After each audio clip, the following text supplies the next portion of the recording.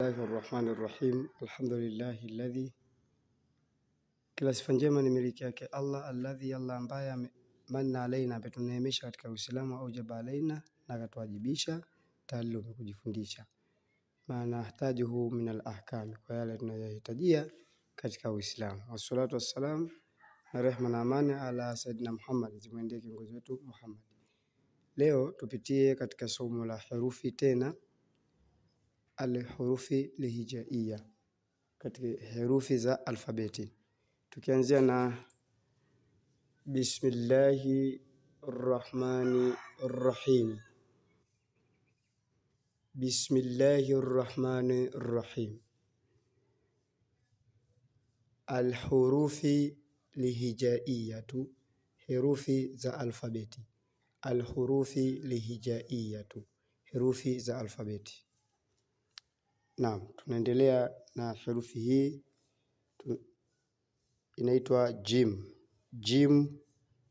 Jim ina kidoti ndani yake kama hivi, sawa sawa na herufi J katika herufi za kawaida. Jim sawa sawa na herufi J. Ha haina kidoti sehemu yote, lakini inafanana na jim, lakini haina kidoti sehemu yote, inaitwa ha, sawa sawa na h. Ha h. Herufi nyingine ambayo inafanana na jim na ha ni hii, inaitwa kha. Kha ina kidoti juu yake, kha sawa sawa na k h. Kha. Herufi nyingine ni dal.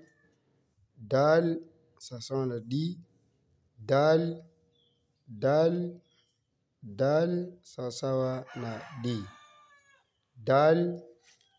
Herufi nyingine ni dhali. Dhali inafanana na dali, lakini dhali ina kidoti hapa. Dhal sawa sawa na dh. Dhali. Herufi nyingine hii ra. Inafanana na ra.